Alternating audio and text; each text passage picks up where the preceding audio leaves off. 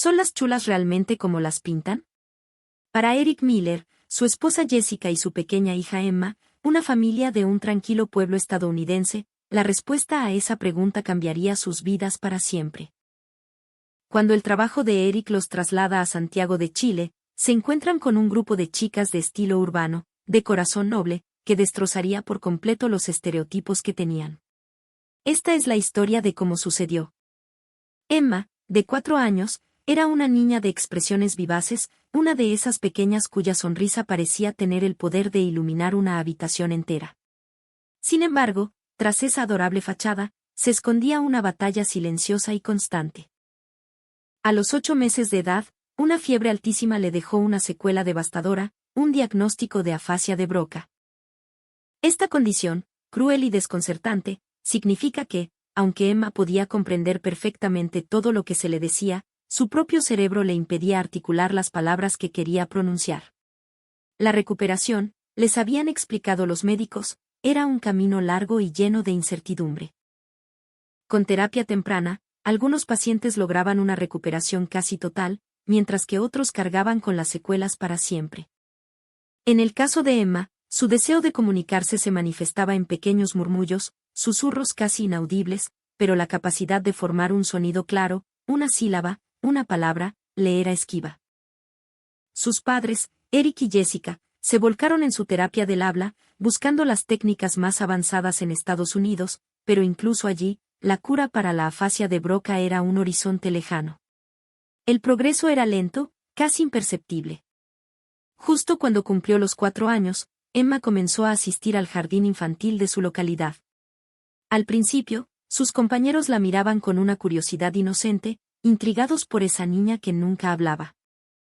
Pero la inocencia infantil a menudo carece de filtro, y con el paso del tiempo, la curiosidad se transformó en etiquetas. Empezaron a llamarla, la niña rara que no hace ruido. Esas palabras, aunque dichas sin malicia, eran como pequeñas piedras lanzadas una y otra vez.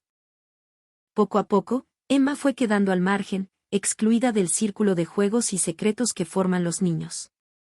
Y Emma lo entendía todo. Comprendía cada palabra, cada risa, cada cuchicheo. La conciencia de su propia incapacidad para responder, para defenderse, para simplemente decir, quiero jugar, era una fuente de dolor inmenso y profundo. Los profesores hacían lo que podían, pero supervisar cada interacción en un patio lleno de niños era una tarea imposible. A pesar de ir al jardín, Emma terminó aislada, una pequeña isla de silencio en un océano de voces infantiles. Se volvió aún más callada, si es que eso era posible. En casa, los leves murmullos cesaron por completo. Se encerró en sí misma, una sombra de la niña risueña que había sido, y para sus padres, que la observaban con el corazón encogido, no había nada más triste y desolador. Fue en medio de esta angustia cuando la empresa de tecnología donde trabajaba Eric le comunicó una noticia inesperada, una orden de traslado.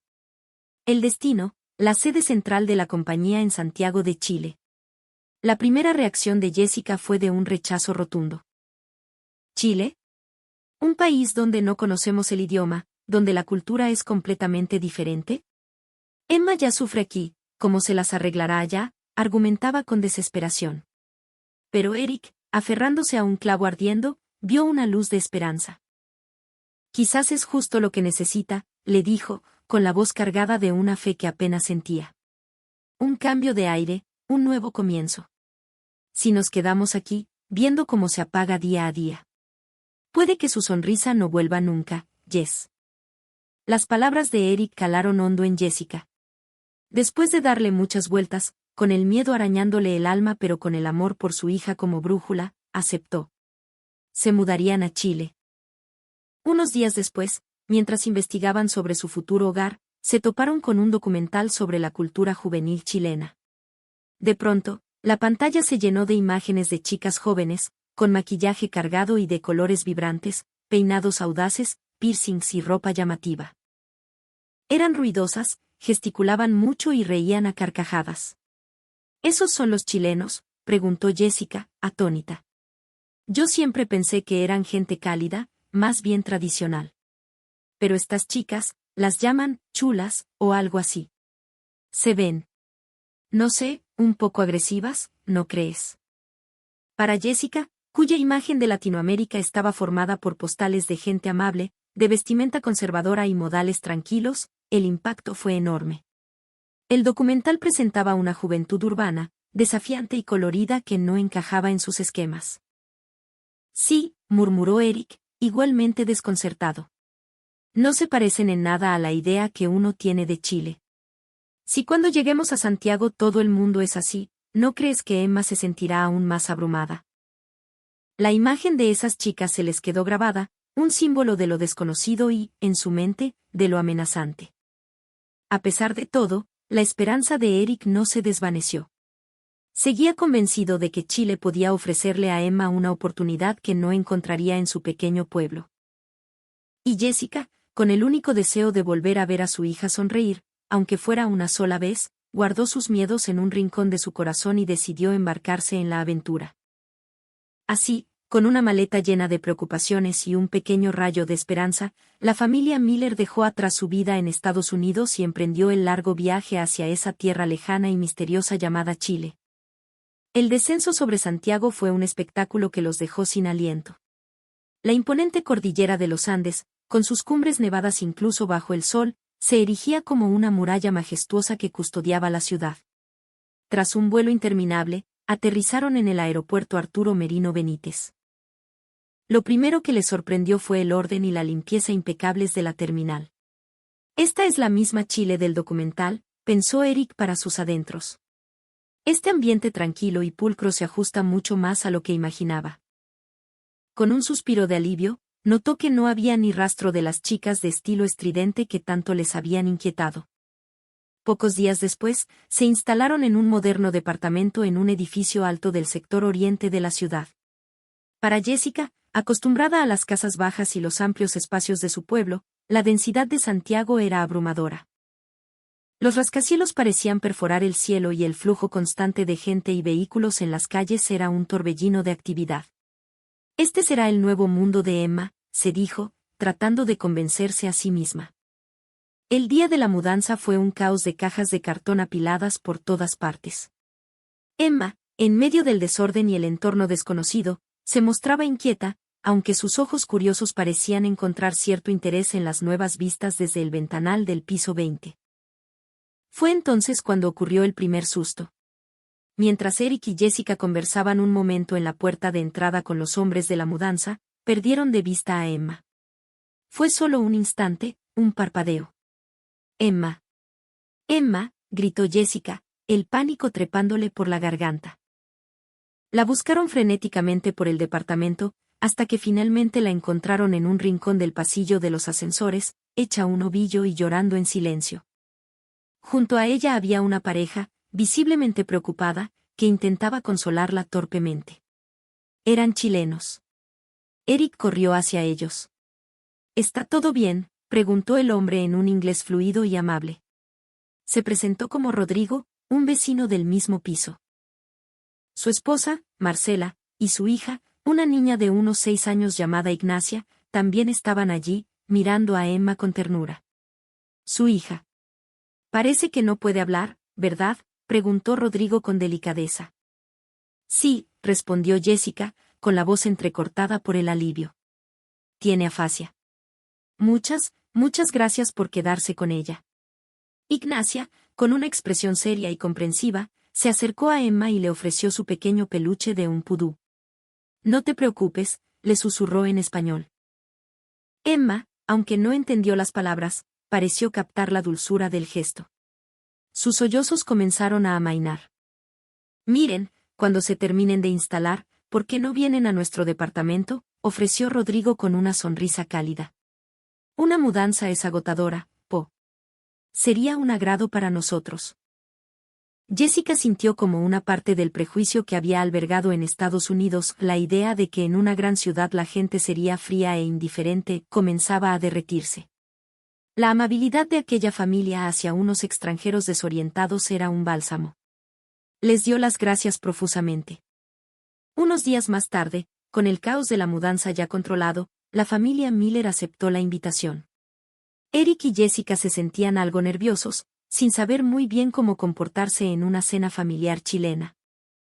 Pero en cuanto Marcela les abrió la puerta con una sonrisa que abarcaba todo su rostro, la tensión se disipó. Bienvenidos. Pasen, pasen, siéntanse como en su casa. Rodrigo los saludó con un apretón de manos firme. La pequeña Ignacia, o Nacha como le decían, tomó a Emma suavemente de la mano. Vamos a dibujar, le dijo, mezclando español con alguna palabra en inglés que había aprendido en el colegio. La mesa estaba cubierta de platos coloridos y aromáticos. Había un gran pastel de choclo dorado y humeante, empanadas de pino recién horneadas y una ensalada fresca. Preparamos algo bien chileno para ustedes, dijo Marcela con orgullo. Rodrigo añadió con una risa, para la próxima les hacemos un asado, ahí sí que van a cachar lo que es bueno. La amabilidad de la familia de Rodrigo los conmovió profundamente. Somos unos desconocidos, extranjeros, y nos tratan con tanto cariño. De verdad, no sabemos cómo agradecerles, dijo Eric, sinceramente emocionado. La conversación fluyó con naturalidad. Rodrigo les contó que había vivido unos meses en Estados Unidos por trabajo y recordó, entre risas, lo difícil que fue al principio sin saber nada de inglés. Me sentía completamente perdido, así que los entiendo perfectamente, dijo. Eric asintió, sintiendo una conexión inmediata. Estamos exactamente en la misma situación ahora. Marcela sonrió con dulzura. En Chile nos enseñan desde chicos que hay que ayudarse. Es la buena onda, ¿cachai? Quiero que mi hija crezca sabiendo que si ve a alguien en problemas, tiene que echar una mano.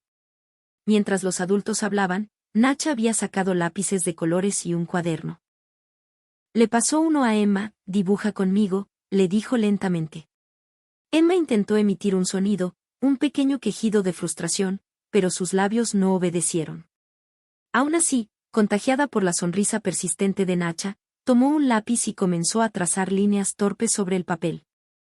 Al ver esa escena, a Jessica se le llenaron los ojos de lágrimas. Está intentando conectar, susurró. Al despedirse, Eric y Jessica no dejaban de dar las gracias.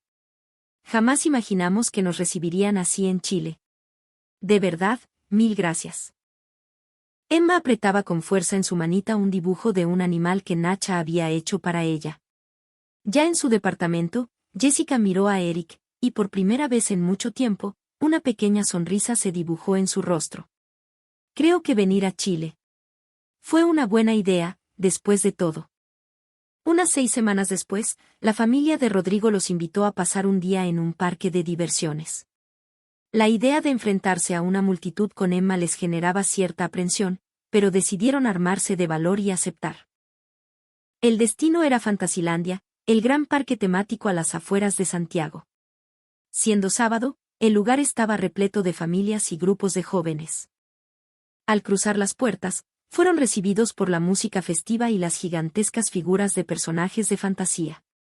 Emma abrió los ojos como platos, observando todo con una curiosidad desbordante. La marea de gente parecía abrumarla un poco al principio, pero su expresión cambió por completo cuando comenzó el desfile. Al ver los carros alegóricos y a los personajes disfrazados bailando al ritmo de la música alegre, Emma dejó escapar un sonido, una sílaba casi formada, «Bea». Hasta ese momento, Emma solo emitía quejidos indefinidos, como «a» o «u», y su actitud era mayormente pasiva. Pero ahora, movía su pequeño cuerpo al compás de la música del desfile, como si estuviera esforzándose por decir algo más. Jessica lo notó al instante y sintió que el corazón le daba un vuelco. «Ha hecho un sonido», le dijo a Eric, con los ojos anegados en lágrimas. «Está tan feliz». «Venir fue lo mejor que pudimos hacer», respondió Eric, igualmente conmovido.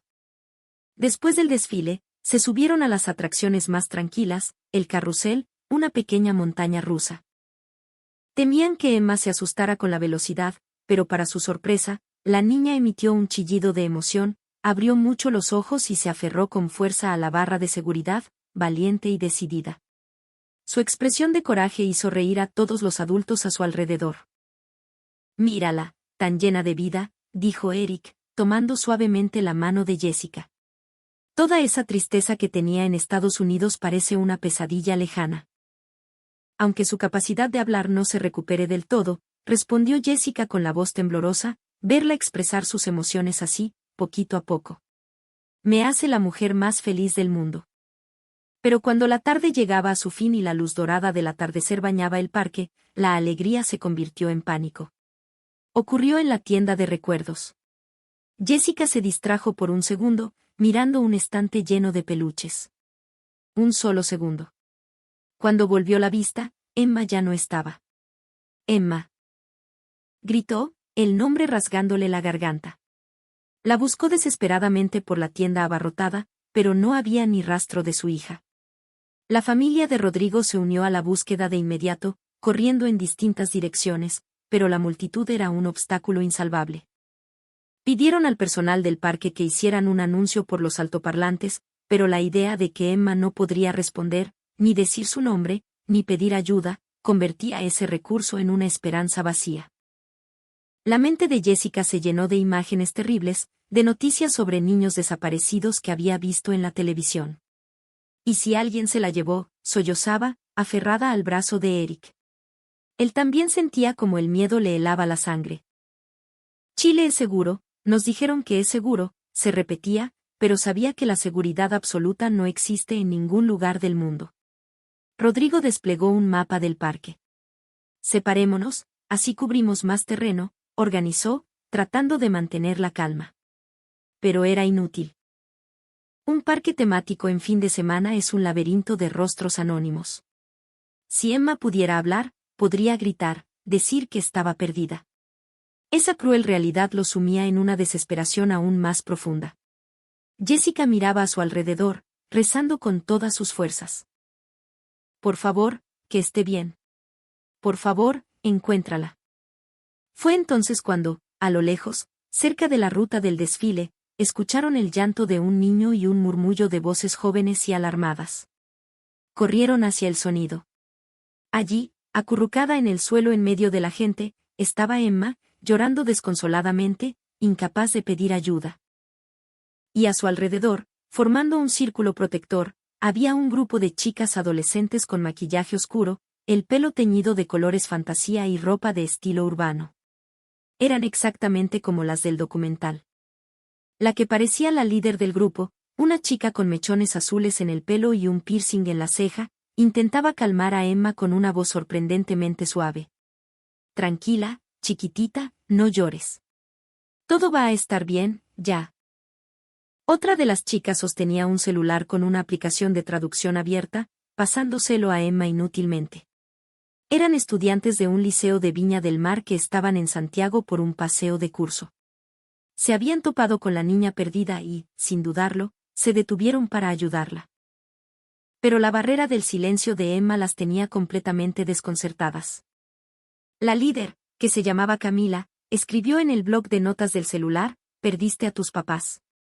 Emma la miró con sus ojos llenos de lágrimas y señaló la pantalla con su dedito.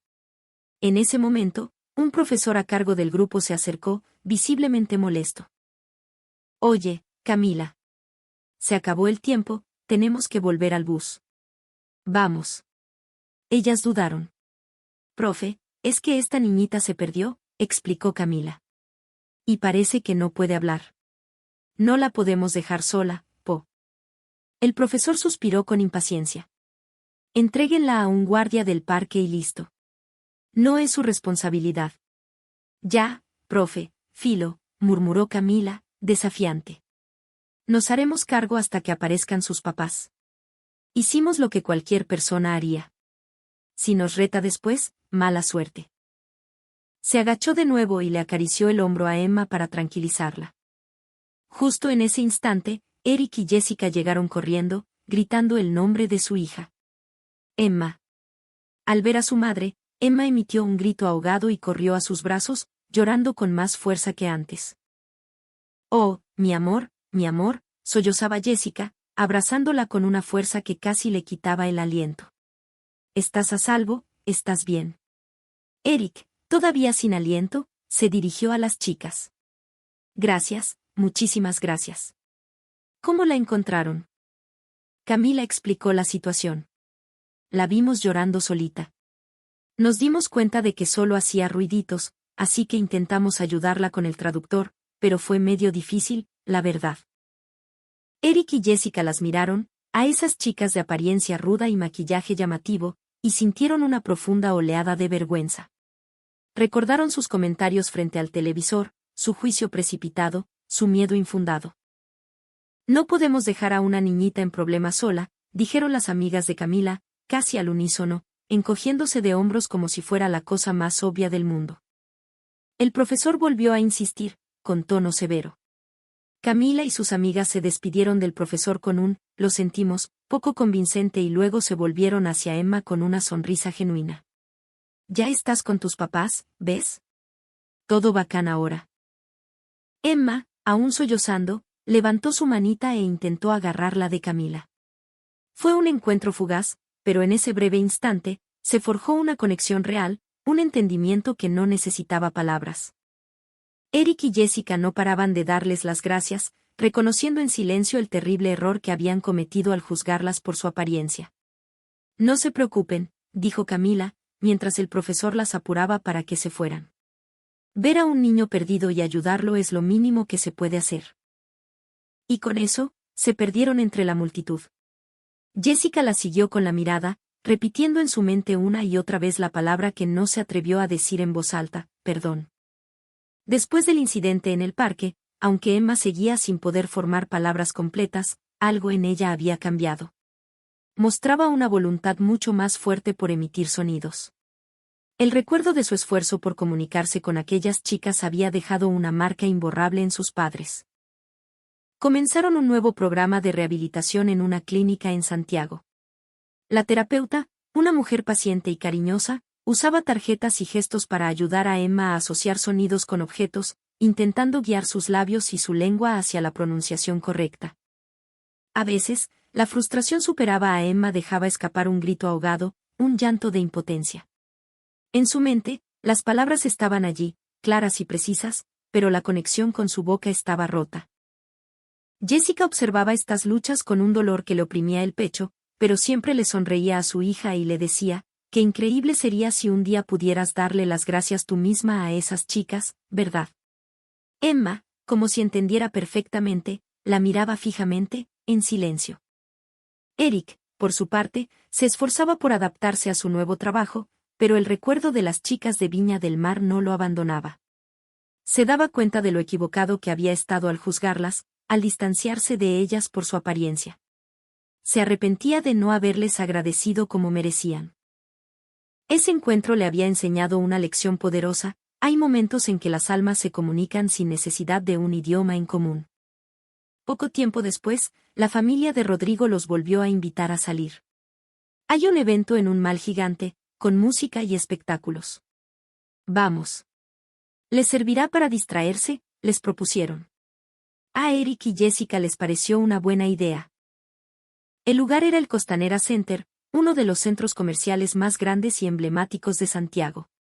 Al llegar, la enorme explanada del interior estaba llena de gente. En un escenario montado en el atrio, varios grupos de jóvenes realizaban sus presentaciones. Emma pareció un poco asustada por el bullicio y la música a todo volumen, pero Nacha la tomó de la mano. «Tranquila», le dijo, y la guió lentamente hacia el escenario. Y entonces, ocurrió algo increíble. Las siguientes en subir al escenario fueron ellas. Camila y sus amigas. Estaban allí como parte de un grupo de baile extraescolar que participaba en el evento. Habían encontrado la oportunidad de presentarse en Santiago mientras buscaban actividades para combinar con su paseo turístico. Eric y Jessica se quedaron sin aliento. No podían creer la coincidencia. «Tenemos que darles las gracias como corresponde esta vez», se propuso Eric. Pero la más impactada fue Emma. Se quedó quieta, mirando fijamente el escenario, con la boca ligeramente abierta. Camila y su grupo comenzaron su coreografía, un baile urbano lleno de energía y precisión. Cuando terminaron, el público estalló en aplausos. En ese preciso instante, Emma dio un paso al frente y, con una voz débil pero clara, pronunció un sonido. «K. Mi». Camila, que estaba saludando al público, la vio entre la gente. Su rostro mostró una sorpresa absoluta. «Es la niñita del parque».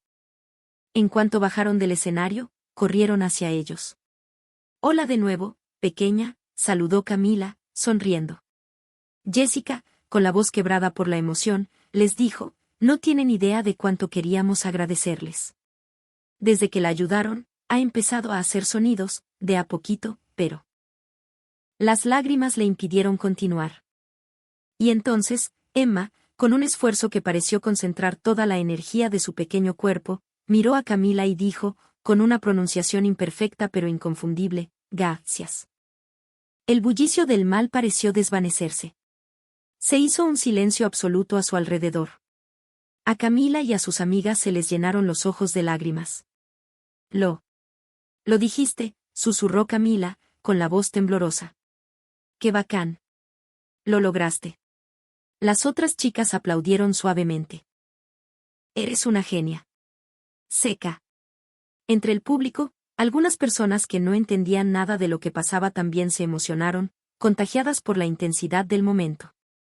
Eric finalmente pudo decir lo que llevaba guardado tanto tiempo. Queríamos darles las gracias. Y también pedirles perdón. Teníamos un prejuicio terrible sobre chicas como ustedes.